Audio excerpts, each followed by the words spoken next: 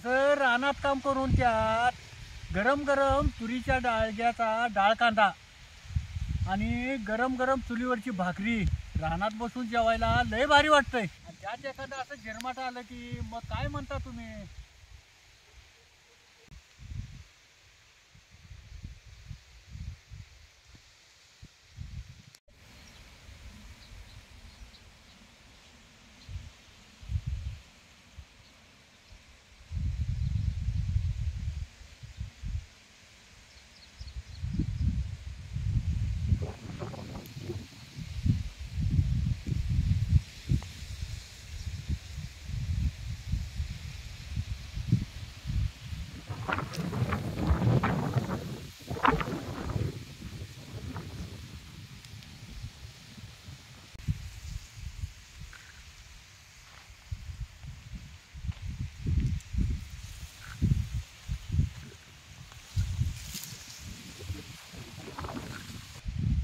रामराम मंडळी. हे 15 गुंठ रान ऊसाला तयार करून पाट पाण्यानं त्यात 86 ऊसाची लावण केली. मग आता भोंड काय असं बी मोकळं आहेत तसं बी मोकळं आहेत. ताजं आवत झालंय त्यानं भोंड बी आराळ आहेत. मग आता ऊसाला बी भरणी द्यायला 3-3.5 महिने अवकाश लागतोय. तोपर्यंत काळा श्रावण एवढा करायला लागलोय बघा यावर. आणि ही बी टोकायला ही भोंडा बी भुसभुशीत आहे. त्याने ह्याला खुरप्यानं काय आगरी मारायला लागत नाही. हे असंच 5-6 बीज टाकायचं प्रत्येक आगरीत. आणि अंदाजे 1.5 फुटाला जी टोकायला लागते बघा. लई जवळ टोकून बी याल मोठे येतात. याला याल गुतला की लई पीक लागत नाही याला. आणि भोंड्यात बी अर्धकच्ची वल आहे. मग आता ही टोकून घ्यायचं म्हणलं आणि ड्रीप बी टाकलं याला. आता ड्रीपनं पाणी चालू करणार आहे. त्यात काय मधनं आधनं एखादी पावसाची ठळक बी येते. आणि काय वाळलं म्हणलं होत नाही.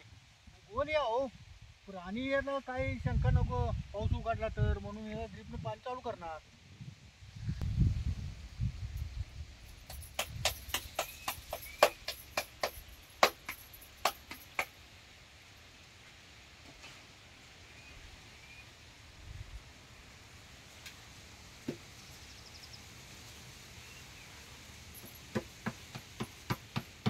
त्यांनी लागल्या काळा पोटा टोकायला.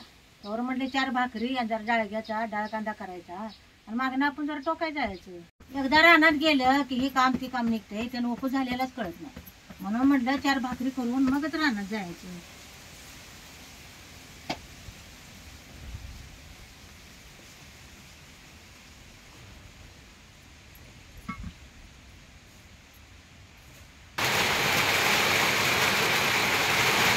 आता भाकरी झाल्या डाळ कांदा करायला 2 कांदा आणि 1 टमाटो बारीक चिरून घेते.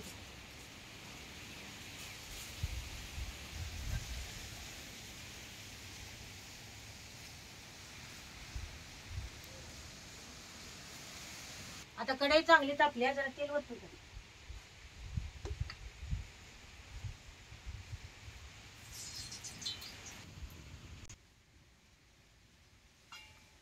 आता 1 चमच्यात मोहरी टाकतो आणि जिरे 1 चमचा टाकायचं. आता हे बारीक चिरलेला कांदा बी टाकायचा. डाळ कांद्याला जरा कांदा जास्त घालायचा म्हणजे डाळ कांदा खाताना चांगला लागतो.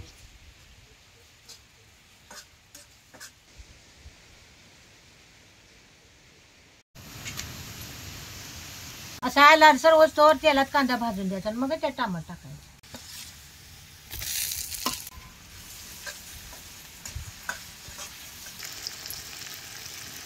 बराटाना डाळ फुटली का नाही याचा असा डाळगा पडतो काय. याला डाळगा म्हणायचं. डाळ कांदा करायच्या आधी डाळ जरा भिजत घालायची म्हणजे डाळ कांदा लवकर शिजतो. त्या येते 1/2 चमचा हळद टाकतो. अर्धी पळी चटणी टाकायची. त्याला चांगली भाजायची म्हणजे कालवण बी खायला चांगलं लागतं. चटणी अशी तेलात चांगली भाजून घ्यायची. आता हे सगळं चांगलं भाजले. आता ही डाळ याच्यात घालायची.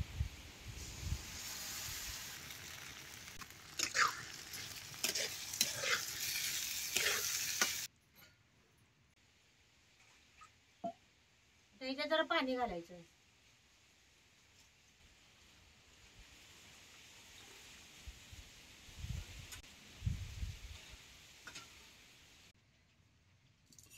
झाकून ठेवतो म्हणजे डाळ कांदा लवकर शिजेल.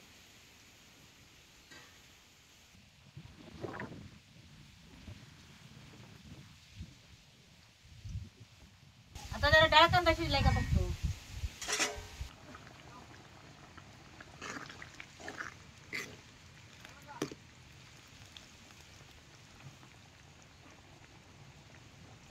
हो काय डाळ कांदा शिजलाय. लय डाळ कांदा गर करायचं नाही, जरा कच्च्यावरच ठेवायचं. त्याने रानातच काळा पाटा टोकायले आज. माझं जेवण तिथेच घेऊन जातो की जेवतील.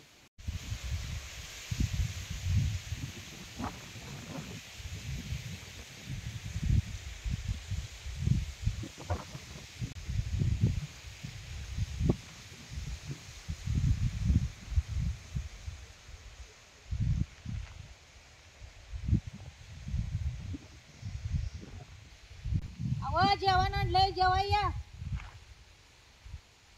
दम एवढं तुझ्या पासून एवढं टोकं तरी येतो की. हा बस टोका टोका.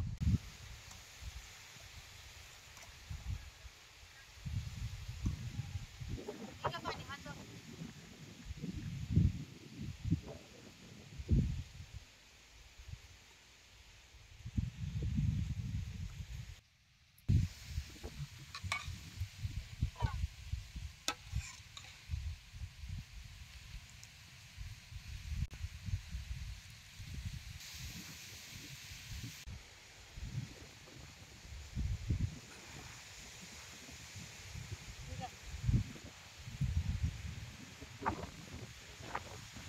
बरं झालं रानातच जेवण घेऊन आलीस की.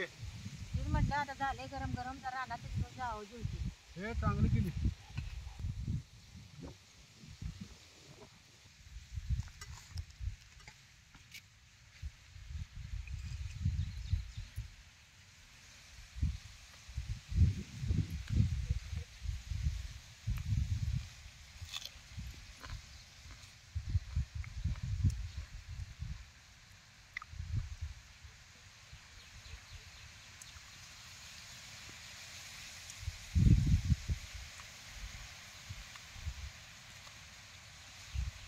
असं रानात काम करून त्यात गरम गरम तुरीच्या डाळग्याचा डाळ कांदा आणि गरम गरम चुलीवरची भाकरी रानात बसून जेवायला लय भारी वाटतंय.